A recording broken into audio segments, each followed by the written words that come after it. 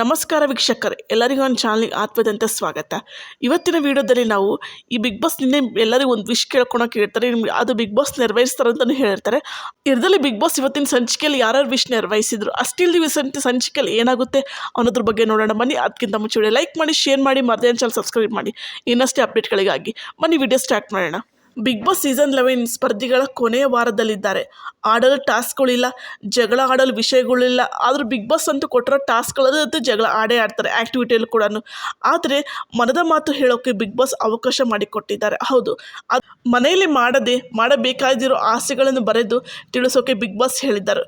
ಅದನ್ನು ಎಲ್ಲರೂ ಕೂಡ ಮಾಡಿದ್ರು, ತಮ್ಮ ವಿಶ್ಗಳನ್ನ ಬರೆದ್ರು ಕೂಡ. ಅಷ್ಟೇ ಅಲ್ಲದೆ ಮಂಗಳವಾರ ಎಪಿಸೋಡ್ನಲ್ಲಿ ಬಿಗ್ ಬಾಸ್ ಒಂದು ಚಾನ್ಸ್ ಕೊಟ್ಟಿದ್ದಾರೆ. ಕೈಯಲ್ಲಿ ಹಿಡಿಯಲಿರೋ ಟ್ರೋಫಿ ನೋಡೋಕ್ಕೆ ಅವಕಾಶ ಇದಾಗಿದೆ. ಇದರ ಮುಂದೆ ಕುಳಿತು ಮನದ ಮಾತುಗಳನ್ನು ಹೇಳುವ ಅವಕಾಶ ಕೂಡ ಇದಾಗಿದೆ. ಇದರ ಮುಂದೆ ಕೂತ್ಕೊಂಡು ಯಾರೆಲ್ಲ ನಮ್ಮ ಮನಸ್ಸಿನ ಮಾತು ಆಡಿದ್ದಾರೆ ಅನ್ನೋದ್ರ ಬಗ್ಗೆ ನೋಡೋಣ ಬನ್ನಿ. ಟ್ರೋಫಿ ತಾಯಿಯಿಂದ ಹನುಮಂತ. ಹೌದು, ಟ್ರೋಫಿಯನ್ನು ಎಲ್ಲರ ಒಂದೊಂದು ರೀತಿಯಲ್ಲಿ ಕಂಡರೆ ಹನುಮಂತವರು ಮಾತ್ರ ವಿಶೇಷ ಅನಿಸ್ತಾರೆ ಅಂತಲೇ ಹೇಳ್ಬೋದು. ಎಲ್ಲ ವಿಷಯದಲ್ಲಾಗಿರ್ಬೋದು. ಈ ಒಂದು ಟ್ರೋಫಿಯನ್ನು ಗರುಡವ್ವ ಅಂತಲೇ ಕರೆದಿದ್ದಾರೆ ಹನುಮಂತವರು. ತಾಯಿ ನೀನೇ ಕಾಪಾಡು ಅಂತಲೇ ಹೇಳುತ್ತಾರೆ ಹನುಮಂತವರು. ಕೈ ಮುಗಿದು ಟ್ರೋಫಿಗೆ ನಮಿಸಿದ್ದಾರೆ ಅಂತ ಹೇಳ್ಬೋದು, ಗೌರವಿಸಿದ್ದಾರೆ ಅಂತಲೇ ಹೇಳ್ಬೋದು.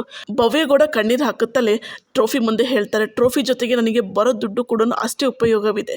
ನನ್ನ ತಂದೆಗೆ ಕುತ್ತಿಗೆ ಭಾಗದಲ್ಲಿ ಧ್ವನಿ ಪೆಟ್ಟಿಗೆ ಹಾನಿಯಾಗಿದೆ. ಅಷ್ಟೇ ಅಲ್ಲದೆ ನನ್ನ ಕೈಯಲ್ಲಿ ಅವರ ಧ್ವನಿಯನ್ನು ಸರಿ ಮಾಡಿಸೋಕ್ಕೆ ಆಗಲಿಲ್ಲ ಅನ್ನೋ ಕೊರಗು ಕೂಡ ಇದೆ.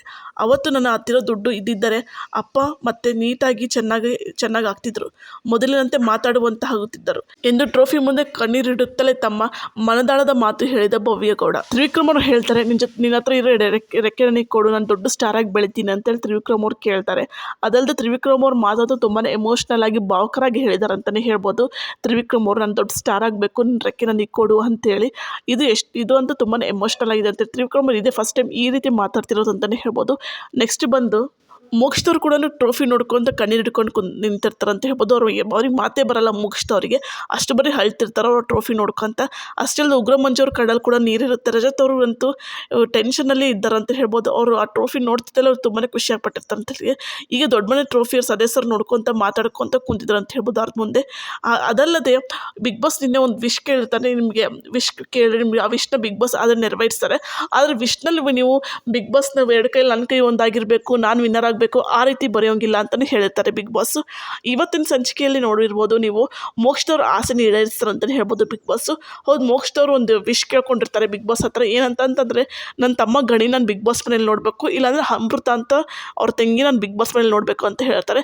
ಈ ಗಣಿ ಯಾರು ಅಂತಂದರೆ, ನೀವು ಪಾರು ಸೀರಿಯಲ್ ನೋಡಿರ್ಬೋದು, ಅದರಲ್ಲಿ ಪಾರು ಅವ್ರ ತಮ್ಮನ ಪಾತ್ರ ಮಾಡಿರ್ತಾರೆ. ಈ ಅವರೇ ಗಣಿಯವ್ರು ಬಂದು ಮೋಕ್ಷದವ್ರ ಸ್ವಂತ ತಮ್ಮ ಅಲ್ಲ. ಇವರು ಪಾರು ಸೀರಿಯಲ್ನಲ್ಲಿ ಪಾರು ಆಗಿ ಆ್ಯಕ್ಟ್ ಮಾಡ್ತಿರ್ತಾರಲ್ಲ, ಪಾರು ಸೀರಿಯಲ್ ಆ್ಯಕ್ಟ್ ಮಾಡ್ತಿರ್ತಾರಲ್ಲ, ಅವಾಗ ಪಾರು ಅವ್ರ ತಮ್ಮ ಅಂದರೆ ಮೋಕ್ಷದವ್ರ ತಮ್ಮನ ಪಾತ್ರದಲ್ಲಿ ಗಣಿಯವ್ರು ನಟಿಸ್ತಿರ್ತಾರೆ.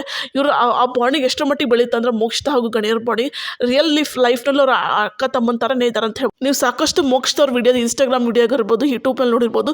ಈ ಗಣಿಯವ್ರು ತುಂಬಾ ಕಾಣ್ತಾರೆ ಅಂತ ಹೇಳ್ಬೋದು ಮೋಕ್ಷದವ್ರ ಜೊತೆ. ಇವರಿಬ್ಬರು ಅಷ್ಟು ಚೆನ್ನಾಗಿ ಬಾಂಡಿಂಗ್ ಇದೆ ಅಂತ ಹೇಳ್ಬೋದು ಇವರಿಬ್ಬರದ್ದು. ಗಣಿಯವ್ರನ್ನ ಬಿಗ್ ಬಾಸ್ ಮನೆ ಕರ್ಸಲ್ಲ, ಆದರೆ ಗಣಿಯಾಗ ಅಮೃತವ್ರ ಜೊತೆ ವಿಡಿಯೋ ಕಾಲ್ ಮಾಡಿಸ್ತಾರೆ ಅಂತ ಹೇಳ್ಬೋದು ಬಿಗ್ ಬಾಸ್ ಅವರು.